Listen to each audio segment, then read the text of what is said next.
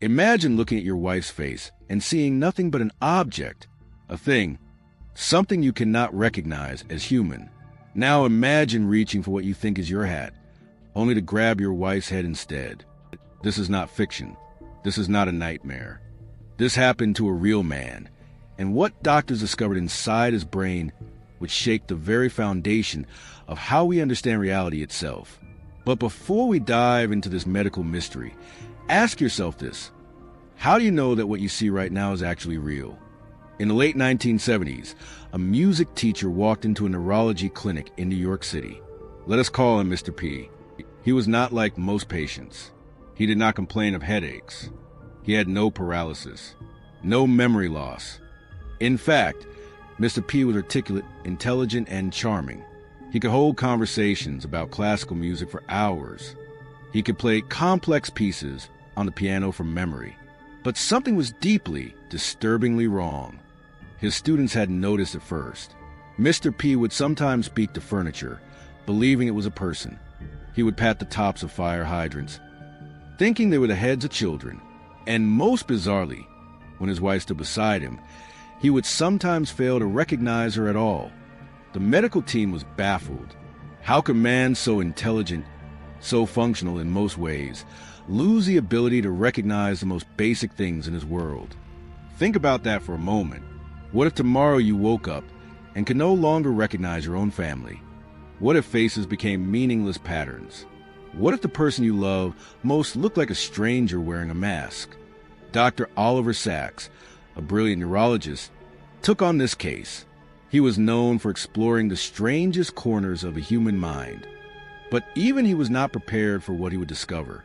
Dr. Sacks began his examination in a small, quiet office. He showed Mr. P a series of photographs, landscapes, buildings, geometric shapes. Mr. P described them all perfectly, noting every detail with the precision of an artist. Then came the photographs of faces. What happened next would reveal something so strange about the human brain that it still haunts neuroscientists today. Mr. P could not identify a single face, not famous presidents, not movie stars, not even members of his own family. He would describe features, a prominent nose, large ears, bushy eyebrows, but the face as a whole meant nothing to him. It was as if he was looking at a collection of random parts that never formed a complete picture. But here is where it gets even stranger. Dr. Sacks handed Mr. P a rose, a simple red rose. Mr. P held it, examined it with his eyes, and said, "About 6 inches in length, a red form with a linear green attachment." He had no idea it was a flower. The doctor's heart raced. This was not just a failure to recognize faces. This was something far more profound. Mr. P's brain had lost the ability to understand what things actually were. He could see. His eyes worked perfectly. But somewhere between his eyes and his understanding, something had broken. Then came the moment that would give this case its unforgettable name.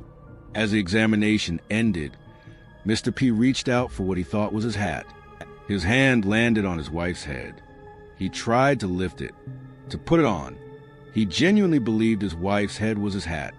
The human brain, it turns out, is not a camera recording reality. It is an interpreter. And when that interpreter breaks, reality itself becomes unrecognizable. Dr. Sacks ordered brain scans. He ran test after test. And finally, the answer emerged. Mr. P had a tumor, a growth slowly destroying a very specific part of his brain called the visual cortex. But not the part that sees. The part that makes sense of what we see. This region is responsible for something called visual recognition. It is a bridge between seeing shapes and colors and understanding this is a face, or this is a flower, or this is my wife. Without it, Mr. P lived in a world of meaningless patterns. Here is what makes this case absolutely terrifying and fascinating at the same time. Mr. P adapted. He could not recognize his wife by looking at her. But the moment she spoke, he knew her voice instantly. He learned to navigate his world through sound, touch, and routine. Music became his anchor to reality. When he played the piano, everything made sense again. The patterns had meaning. Dr. Sachs visited Mr. P's home and discovered something beautiful and heartbreaking. Every morning, Mr. P's wife would sing to him as he got dressed.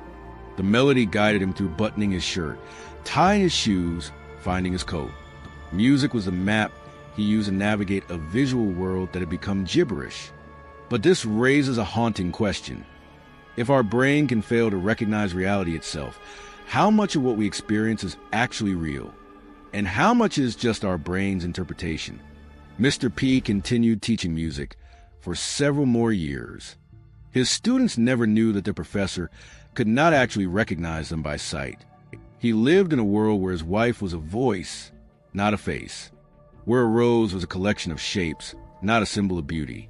He died a few years later, still immersed in the music that gave his fractured reality meaning.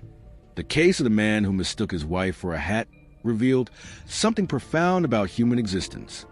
We do not simply see the world. We interpret it. We construct it. And when that construction fails, reality itself can become unrecognizable. But what about the opposite? What if your brain cannot forget? What if you remembered every single detail of every single day of your entire life? That is exactly what happened to one woman, and her story is just as mysterious. Click the video on your screen right now to discover the woman who remembered everything. Her condition will make you question whether forgetting might actually be a gift. Trust me, you will not believe what the human brain is capable of.